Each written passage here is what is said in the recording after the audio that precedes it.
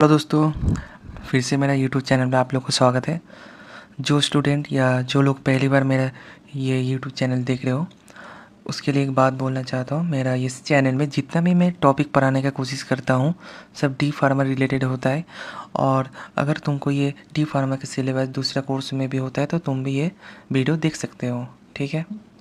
और मेरा वीडियो में ज़्यादातर मैं ट्राई करता हूँ जो क्वेश्चन ज़्यादातर प्रीवियस ईयर में आ चुका है और जो क्वेश्चन आने का सबसे ज़्यादा चांसेस रहता है एग्ज़ाम में, और जितना हो सके सिंप्लीफाई करके थोड़ा एक, अगर हर एक क्वेश्चन का आंसर पूरा पढ़ोगे तो इतना याद नहीं रहता, तो मैं ट्राई करता हूँ जो टॉपिक है उसको छोटा करके तुमको समझाने के लिए और एक बेसिक आइडिया रहने के लिए मैं ये वीडियो, जो टॉपिक है वो है बायोकेमिस्ट्री एंड क्लिनिकल पैथोलॉजी का सब्जेक्ट का चैप्टर नंबर 6, ठीक है।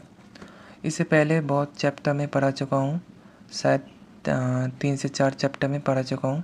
तो ये नंबर 6 चैप्टर, इसका नाम है एंजाइम, ठीक है। अभी पहले देखो एंजाइम क्या होता है, ठीक है। यहाँ पर मैं डेफिनेशन लिखा हूँ।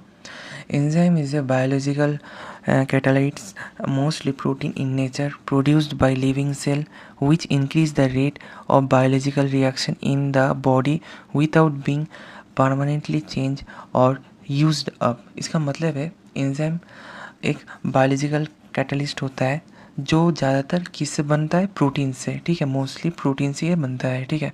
इसका काम क्या होता है, अभी पहले मैं तुमको एक एग्जाम्पल के तरीके से समझाने जा रहा हूँ। जैसे हम लोग का जो खाना हम लोग खाता हूँ, सबसे पहले वो हम लोग का मुंह में जाता है, ठीक है। तो बहुत जन को पता भी हो सकता है, नहीं भी पता हो सकता है। हम लोग का सलाइवा में जो एमाइलेज जो एंजाइम होता है, ठीक है, वो क्या करता है, हम लोग का जो खाना है उसको डाइजेशन करने में हेल्प करता है।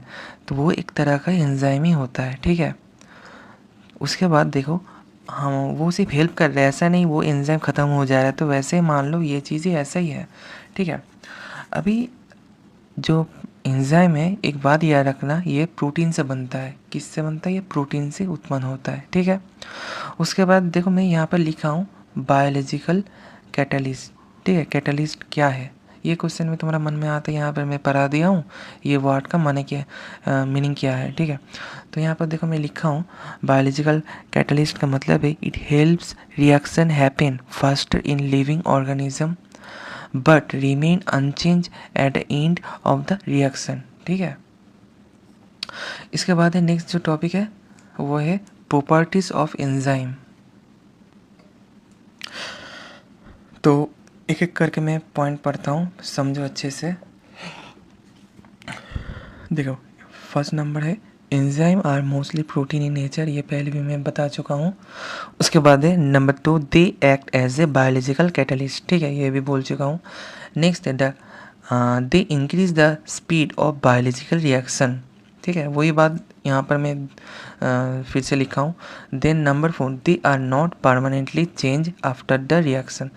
एक बात समझ रहे हो, मैं जो डेफिनेशन लिखा हूँ ना, अगर वही डेफिनेशन तुम याद रखो ना तो वहाँ से तुम प्रॉपर्टी लिख पाओगे, ठीक है। मैं वैसे ही लिखा हूँ क्योंकि अगर डेफिनेशन भी तुमको याद रहे तो तुम ये पूरा जो प्रॉपर्टीज़ है ये अभी बोल पाओगे या लिख पाओगे एग्ज़ाम के समय में, ठीक है।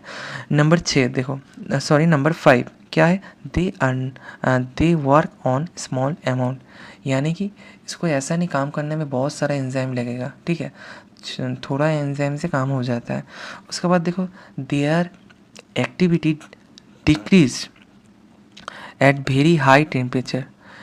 मतलब ये जो एंजाइम होता है ना, इसका काम करने, एक बात पहले सुन लो, ये जो एंजाइम होता है इसका काम करने में एक एक्यूरेट या बोल सकते हैं कि बैलेंस टेम्परेचर चाहिए, नहीं तो ये काम नहीं करेगा, ठीक है। उसके बाद और एक बात जान लो, ये जो एंजाइम होता है ना, ऐसा नहीं एक एग्जाम सब में काम करे, नहीं। एक एंजाइम है वो स्पेशल कोई स्पेशल कैटेगरी या कोई मान लो एक ही काम करेगा। अच्छे से समझाओ तो मान लो एक ताला है, वो सिर्फ एक ही चाबी से खोलेगा, ऐसा नहीं है बहुत सारा चाबी से वो खुल जाएगा, ठीक है। सिर्फ ये थॉट याद रखना तो तुमको आइडिया हो जाएगा इसके बारे में, ठीक है। उसके बाद देखो नंबर 7 क्या लिखा, they can be reused again and again, यानी कि बोल सकते हो ये जो एंजाइम होता है ना, ये ख़त्म नहीं होता है, तुम इसको दोबारा यूज़ कर सकते हो। वो ताला चाबी का एग्जांपल मैं तुमको फिर से दूँ। अगर मान लो एक चाबी से एक ताला खुल रहा है, तो ऐसा नहीं वो एक ही बार खुलेगा, दूसरा बार वो चाबी से नहीं खुलेगा। तुम जितना बार चाहो वो चाबी से वो ताला खोल सकते हो। समझ गए? ठीक है। तो नेक्स्ट है क्लासिफिकेशन ऑफ एंजाइम। ठीक है, क्लासिफिकेशन ऑफ एंजाइम क्या क्या है ये तुमको थोड़ा याद करना पड़ेगा। ठीक है, ये जो क्लासिफिकेशन में लिखा हूँ, मैं छोटा करके लिखा हूँ, जितना हो सके तुमको याद रहे एग्ज़ाम के समय में। ठीक है, ऑक्सीडोरिडक्टेसेस। ठीक है, ये क्या है? This type of enzyme involve in oxidation. ठीक है, यानी कि लॉस ऑफ इलेक्ट्रॉन, इसमें क्या होता है? इलेक्ट्रॉन लॉस होता है। Reduction again gain of electron, example क्या है? ऑक्सीडेसिस। उसके नंबर 2 क्या है? ट्रांसफेरेंसेस। ठीक है, अच्छा यहाँ पर मैं नाम लिखा हूँ, एंजाइम नहीं लिखा हूँ, तो इसके बाद एंजाइम ऐड कर देना। ठीक है, तो ये क्या है? ट्रांसफेरेंसेस एंजाइम। ये क्या है? This type of enzyme involve in transferring of chemical groups such as alcohol, carboxyl, sulfate, phosphate, aldehyde, ketone। ठीक है, एग्जाम्पल क्या है? काइनासिस। उसके बाद है क्या है? Hydrolysis enzyme. ये क्या चीज़ है? This type of enzyme involve in breaking of different bonds. ठीक है, यानी कि डिफरेंट बॉन्ड को तोड़ने में ये सहायता करता है। क्या करता है? Hydrolysis enzyme. एग्जाम्पल क्या है? Lipase, peptides. ये देखो, ये थोड़ी देर पहले मैं एग्जाम्पल दे रहा था ना, वही वाला है। उसके बाद क्या लिखा है देखो, लाइसिस एंजाइम। ये क्या है? They break bond without water और एटीपी और फॉर्म डबल बॉन्ड। ठीक है, इसका एग्जाम्पल क्या है? Decarboxylase. ठीक है, तो नेक्स्ट जो पॉइंट है वो क्या है? आइसोमेरेसिस एंजाइम। ये क्या है? This enzyme convert A compound into its isomer. ठीक है, same molecular formula but different structure. यानी कि ये जो एंजाइम होता है ना, कन्वर्ट करता है किसको?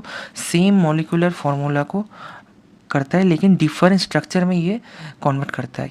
They help in rearrangement with in the molecule. उसके बाद लास्ट जो है नंबर 6, लाइगेसेस एंजाइम। ये क्या है? This type of enzyme involve इन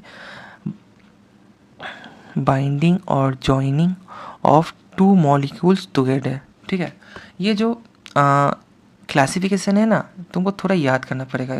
ठीक है, इसमें समझने वाला उतना कुछ बात नहीं है, तुमको याद करना पड़ेगा थोड़ा।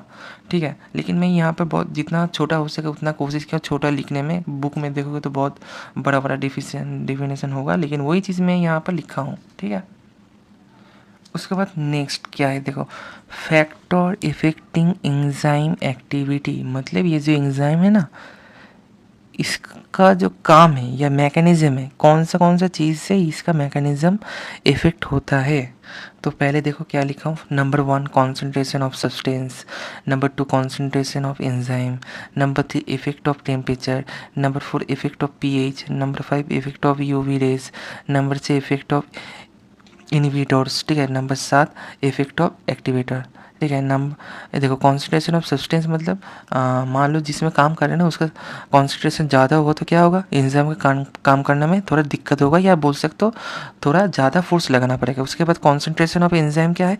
एंजाइम जो है ना उसका बोल सकते हो उसका क्वालिटी क्या है, वो क्वालिटी के ऊपर भी निर्भर करता है एंजाइम का काम। ठीक है, उसके बाद इफेक्ट ऑफ टेम्परेचर, थोड़ी देर पहले मैं बोला था टेम्परेचर के बेसिस से एंजाइम का काम कम ज़्यादा हो सकता है। ठीक है, क्योंकि एंजाइम को काम करने के लिए ना एक स्पेसिफिक एक टेम्परेचर लगता है, कोई स्पेसिफिक एंजाइम को काम करने में। ठीक है, उसके बाद effect of pH, effect of UV rays, ये बोल सकते हो ये टेम्परेचर का तरह ही है।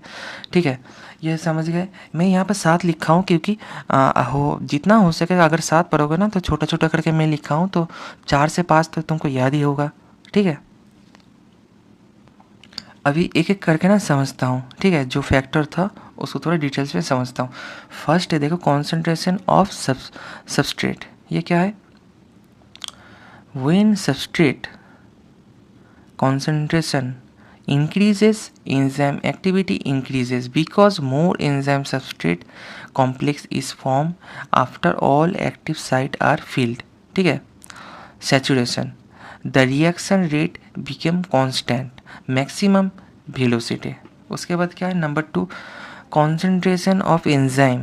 If substrate is enough, increasing enzyme concentration increases the reaction rate because more enzyme means more active site available. ठीक है। उसके बाद number 3, effect of temperature. Enzyme work based eight an optimum temperature for human body around 37 degree centigrade. ठीक है। Low temperature means क्या, reaction become लो। High temperature means क्या, enzyme structure damage and activity stop, यानी कि वही reaction क्या होगा, मतलब वो खराब हो जाएगा। ठीक है। अभी देखो जो लास्ट है, इफेक्ट ऑफ पीएच, यानी कि each enzyme has a optimum pH of eight which it work best. मतलब एक स्पेसिफिक टेम्परेचर जैसे लगता है ना एक एंजाइम को काम करने में, वैसे ही एक स्पेसिफिक पीएच भी लगता है उसको काम करने में। ठीक है। वेरी एसिडिक और very alkaline pH can denature the enzyme, यानी कि जो वेरी ज़्यादा एसिडिक या वेरी एल्कलाइन पीएच होगा तो क्या होगा, जो एंजाइम है ना उसका स्ट्रक्चर ख़राब कर देगा। ठीक है। उसके बाद देखो नंबर 5 में क्या है, effect of UV rays. Ultraviolet rays can damage the protein structure of enzyme. UV ray में इनएक्टिवेट एंजाइम, यानी कि जो यूवी रे होता है ना एंजाइम का जो मैकेनिज्म है उसको इनएक्टिव कर सकता है, यानी कि बंद कर सकता है या स्टॉप कर सकता है या कम कर सकता है। ठीक है। Number 6, effect of inhibitor are substance that decrease enzyme activity.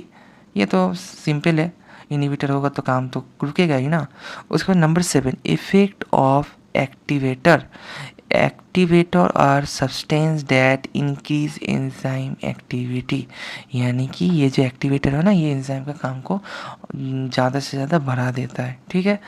जैसे देखो मैं यहाँ पर कुछ एग्जाम्पल लिखा हूँ, जैसे मैग्नीशियम, जिंक। ठीक है। अभी देखो मैं यहाँ पर एक चीज़ लिखा हूँ, एंजाइम इनिबिटर। ये क्यों मैं फिर से लिखा हूँ, क्योंकि ये एंजाइम इनिबिटर ना बहुत बार शॉर्ट नोट में देता है। ठीक है। वो 3 मार्क्स दे देगा, या मान लो कोई 5 या 6 मार्क्स का होगा तो एक बड़ा क्वेश्चन के साथ ये ऐड कर देता है। ठीक है। अगर नोट्स लिखना होगा तो शॉर्ट नोट लिखना होगा तो इतना छोटा लिखने से तक नहीं होगा, इसलिए मैं फिर से लिखा हूँ उसको। ठीक है। देख लो, N enzyme inhibitor is a chemical substance that prevent an enzyme from working properly। एकदम आसान भाषा में ही लिखा हो, पढ़ोगे तो ऐसे ही तुम समझ जाओगे क्या लिखा है, कैसे याद रखना है। ठीक है ना। It combine with the enzyme at the active site or another site। ठीक है। यहाँ पर ब्रैकेट में जो लिखा हो ना इसको भी थोड़ा याद रखना है। Due to the this binding the enzyme can not convert substrate into product effectively, यानी कि ये इन्वेटर का कारण ही है, जो सबस्ट्रेट है उसको ये प्रोडक्ट एक्टिविटी नहीं कर पा रहा है। ठीक है। अच्छा, इसके बाद इसका टाइप है। ठीक है। दो टाइप होते हैं, एक कॉम्पिटिटिव इनिवेटर और एक नॉन कॉम्पिटिटिव इनिवेटर। ठीक है। ठीक है। आज के लिए इतना ही। इसका जो सेकंड पार्ट है वो मैं बहुत जल्दी अपलोड कर दूंगा। जो भी मेरा वीडियो देख रहे हो थोड़ा सा अच्छा लगे तो थोड़ा सब्सक्राइब करना, सपोर्ट करना और आपका फ्रेंड्स को शेयर करना। ठीक है। एग्ज़ाम का समय ज़्यादा देरी नहीं है तो पढ़ना शुरू करो स्टूडेंट्स। Okay bye.